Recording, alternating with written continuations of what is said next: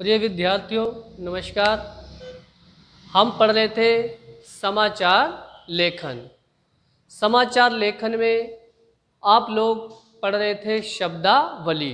शब्दावली मतलब कि समाचार लेखन में किन किन शब्दों का प्रयोग किया जाता है। तो कल आपने 8-9 पॉइंट पढ़े थे शब्दावली के। उसके बाद अब हम समाचार लेखन को और आगे विस्तार से पढ़ेंगे। तो इसका कोई निश्चित क्रम नहीं है। इसके अंदर केवल हम प्रश्नों पर चर्चा करेंगे कि समाचार के अंदर कौन कौन से समाचार आते हैं और उनको किस भाषा में क्या कहा जाता है, उनका मतलब क्या होता है। क्योंकि मनुष्य एक सामाजिक प्राणी है। सामाजिक प्राणी होने के नाते भगवान ने उसको बुद्धि दी है और बुद्धि के अनुसार ही वो संसार के अंदर बहुत सारी चीज़ें देखता है, नई बनती हुई, परिवर्तित होती हुई। तो उनके प्रति उसके मन में क्या है, जिज्ञासा सी बनी रहती है। उन जिज्ञासा ने ही क्या है, जन्म दिया है समाचार लेखन को। क्योंकि मन में जिज्ञासा होगी तो हम प्रश्न करेंगे, तो प्रश्नों का उत्तर हमें क्या है, तरह तरह के समाचार लेखनों से ही मिलता है। तो सबसे पहले इसमें प्रश्न बनता है संचार।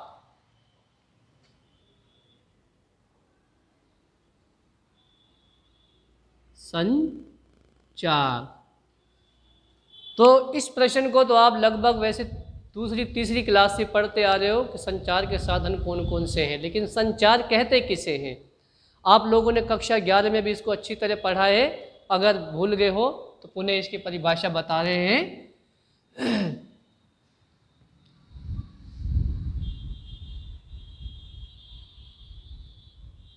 विचारों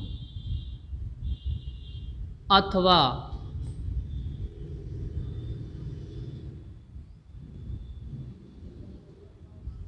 सूचनाओं के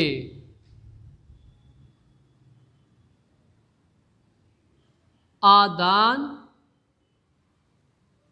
प्रदान। विचारों अथवा सूचनाओं को आदान प्रदान करना ही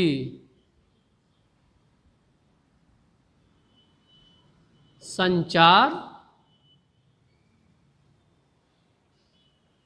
कहलाता है। यानी किसी प्रकार का हमारे मन में विचार आ रहा है या कोई भाव उठ रहा है या कोई सूचना है, किसी और को सूचना देनी है या कहीं पहुंचानी है, तो उसको आदान प्रदान करना ही क्या कहलाता है, संचार कहलाता है।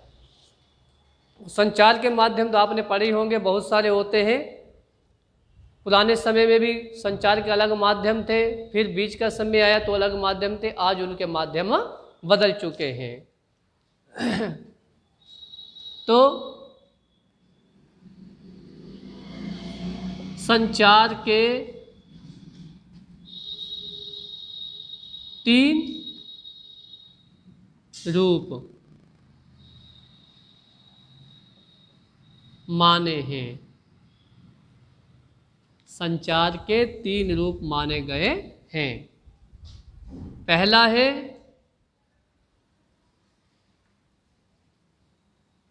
मुद्रित माध्यम। मुद्रित माध्यम। दूसरा है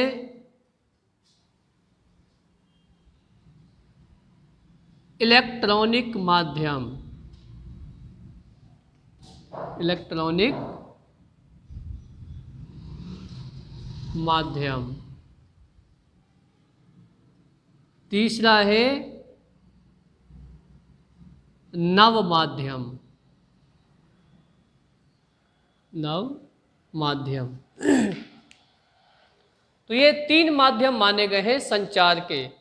सबसे पहले प्रारंभ में आप जानते होंगे, जैसे जैसे सभ्यता का विकास हुआ तो मनुष्य क्या है, संकेतों के माध्यम से या आपसी विचार प्रकट करके, या मूक भाषा में भी कहे तो मूक भाषा को वैसे संकेत भाषा कहा जाता है, तो उस माध्यम से वो विचारों का आदान प्रदान करते थे।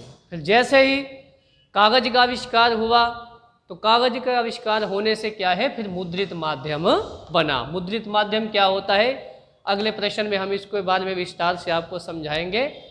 मुद्रित माध्यम के बाद फिर जैसे जैसे आविष्कार और आगे बढ़ा तो फिर चालू हो गए इलेक्ट्रॉनिक माध्यम, जैसे टीवी हो गया, रेडियो हो गया, इनको क्या कहा जाता है? इलेक्ट्रॉनिक माध्यम। तीसरा है नव माध्यम। नव माध्यम भी इसी का ही रूप है। ये समझो कि इसमें सुधार किया गया, क्योंकि इलेक्ट्रॉनिक माध्यम में इंटरनेट को और जोड़ दिया गया। अब इंटरनेट की जितनी गतिविधियां होती हैं वो सारी नव माध्यम के अंदर आ जाती है, यानी नए माध्यम है, वो भी इलेक्ट्रॉनिक माध्यम ही है, जिसको नए माध्यम कहा जाता है। तो ये दोनों वैसे एक जैसे ही हैं। तो हम अगला पहला प्रश्न शुरू करेंगे इसमें, मुद्रित माध्यम।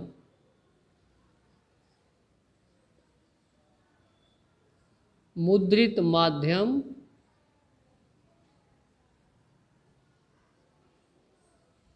यानी मुद्रित माध्यम क्या होता है, मुद्रित माध्यम किसे कहते हैं? तो इसकी परिभाषा हम लिखेंगे, किसी भाव, विचार अथवा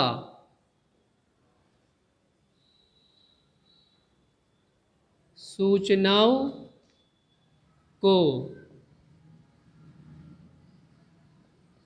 छपे हुए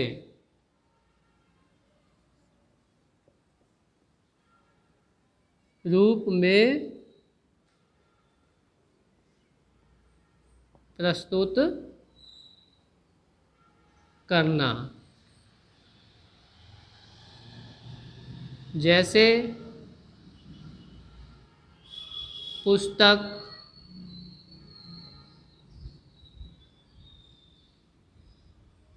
अखबार आदि। तो बहुत सीधी सरल साधारण परिभाषा है इसकी, यानी हमारे मन में किसी प्रकार का भी भाव उठ रहे हैं या विचार आ रहा है या कोई सूचना है, उस सूचना को जब हम किसी कागज पर लिख देते हैं, वो लिखे हुए भाव रूप को ही क्या कहा जाता है? मुद्रित माध्यम कहते हैं। अब मुद्रित माध्यम के उदाहरण कौन से हैं? पुस्तक। पुस्तक में भी हम क्या है? लिखित रूप में देखते हैं, अखबार में भी लिखित रूप में देखते हैं। यानी लिखने को ही दूसरी भाषा में कहा जाता है मुद्रित करना। वैसे मुद्रा का अर्थ पैसा भी होता है, लेकिन यहाँ मुद्रित का अर्थ होता है छपे हुए रूप में, यानी प्रिंट जिसको अंग्रेजी में कहा जाता है। तो आ गया होगा समझ में। उसके बाद बनती है मुद्रित माध्यम की विशेषताएं। मुद्रित माध्यम की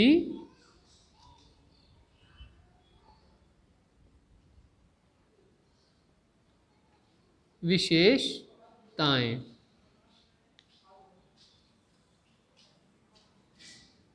यानी मुद्रित माध्यम की क्या उपयोगिताएं हैं, क्या विशेषताएं हैं, उसके बारे में हम पढ़ेंगे। तो इसकी निम्न विशेषताएं हैं, जिसमें पहली होगी मुद्रित माध्यम में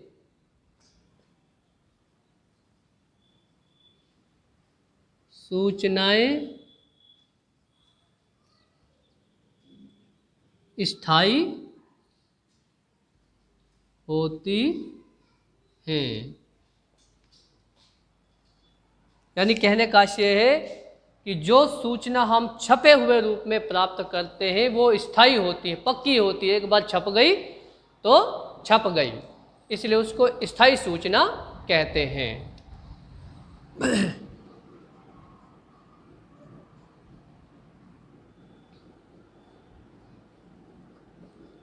मुद्रित माध्यम की सूचनाएं कभी भी पढ़ी जा सकती हैं। अर्थात जो सूचना छपे हुए रूप में है उसको आप किसी भी स्थान पर बैठकर पढ़ सकते हो।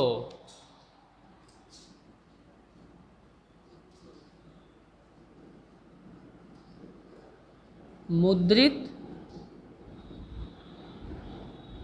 सूचनाएं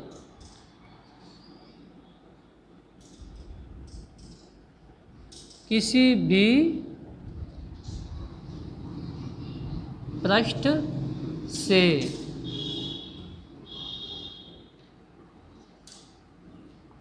कहीं पर भी बैठकर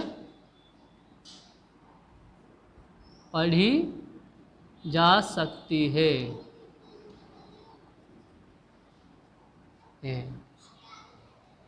यानी माध्यम की जो सूचनाएं हैं किसी भी पृष्ठ से, यानी आपके हाथ में पुस्तक है, पहला पृष्ठ आपको अच्छा नहीं लग रहा, दूसरा पृष्ठ निकाल कर भी आप पढ़ सकते हो, कोई रोक टोक नहीं, कोई बंधन नहीं है।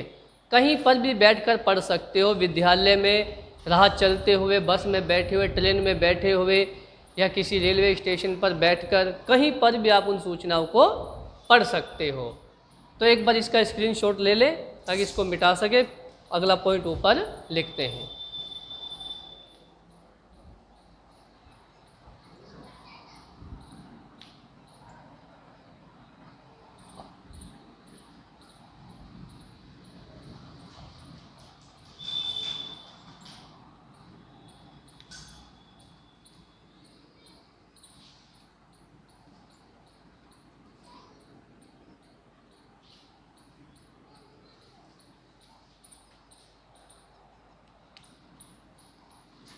अगला पॉइंट है मुद्रित सूचनाएं स्पष्ट होती है। यानी कोई भी दराव छुपाव उसके अंदर नहीं होता। जो सूचना लिखी गई है वो पूरे तथ्यों के आधार पर क्या है, लिखी जाती है, इसलिए मुद्रित सूचनाएं स्पष्ट होती हैं। तो ये थी मुद्रित माध्यम की क्या है, विशेषताएं। इसके बाद है मुद्रित माध्यम की कमियां।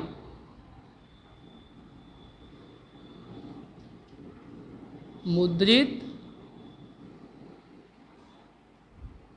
माध्यम की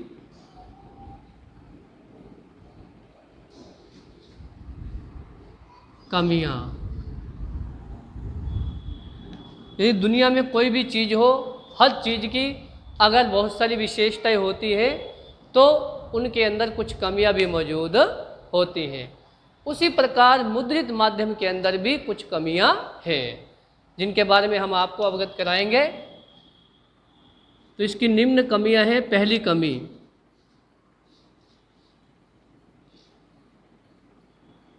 मुद्रित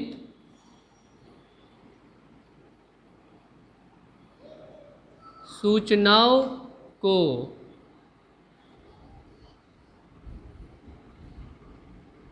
अनपढ़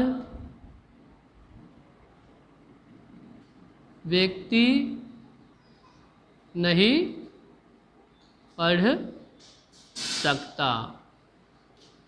सबसे पहली और महत्वपूर्ण कमी है वो इसलिए क्योंकि जो छपी हुई सूचना है अनपढ़ व्यक्ति के लिए वो कोई महत्व नहीं रखती, क्योंकि वो पढ़ ही नहीं सकता तो उसको क्या मालूम ये क्या लिखा हुआ है। तो ये इसकी सबसे बड़ी कमी है। दूसरी कमी क्या है,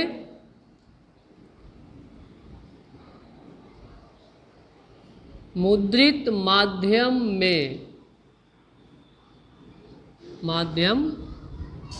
में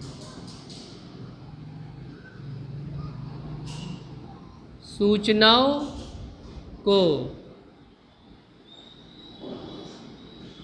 तुरंत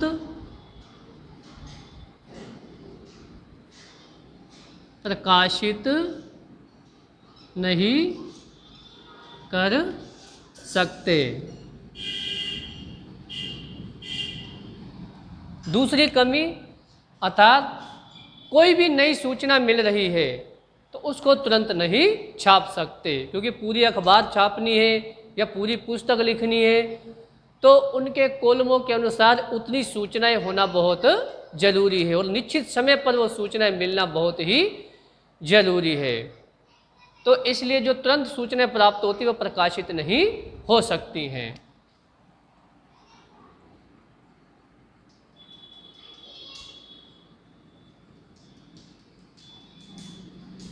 मुद्रित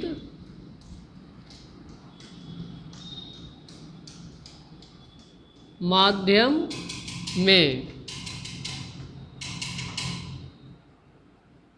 समय सीमा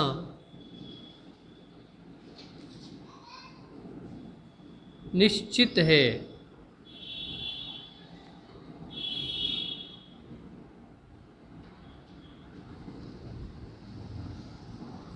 समय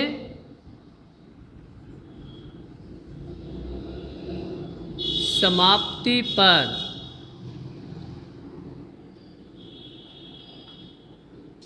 प्राप्त सूचना को नहीं छाप सकते। अर्थात एक निश्चित समय होता है कि इस समय तक जो जो समाचार प्राप्त हो जाए उनको वो प्रिंट कर देते हैं, यानी मुद्रित कर देते हैं, यानी छाप देते हैं।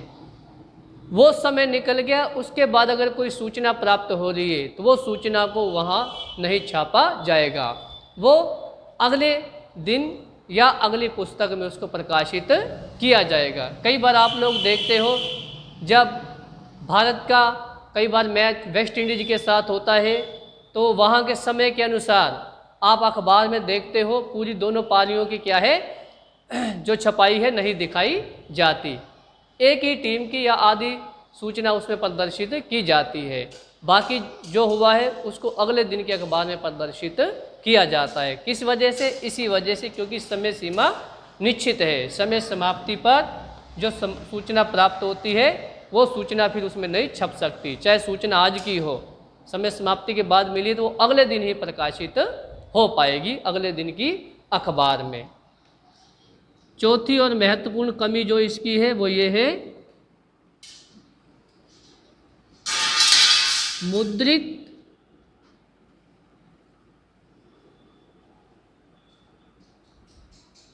सूचनाओं में त्रुटि होने पर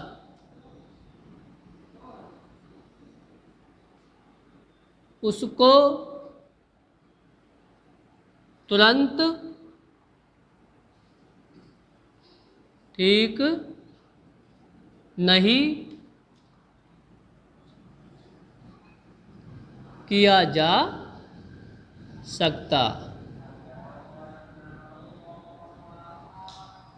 तो ये भी बहुत आसान कमी है इसकी, यानी मुद्रित सूचना में एक बार सूचना छप गई, अगर वो सूचना गलत छप गई, कई बार आप पुस्तकों में भी देखते हैं कुछ शब्दों में गलतियां होती हैं, तो वो सूचना अब एक बार छप गई सो छप गई, चाहे कितनी ही वो सूचना गलत क्यों ना हो, कितनी ही त्रुटियां उसके अंदर क्यों ना हो, उसको तुरंत ठीक नहीं किया जा सकता। वो तो जब अगली पुस्तक छपेगी तो उन त्रुटियों में उस पुस्तक में सुधार किया जाएगा, तुरंत उसको नहीं छाप सकते। तो एक बार इसका स्क्रीनशॉट ले लें। इससे आगे आप लोगों को हम क्या है कल पढ़ाएंगे। हमारा समाचार लेखन ही चल रहा है और इसी के आगे आपको कल शुरू करेंगे।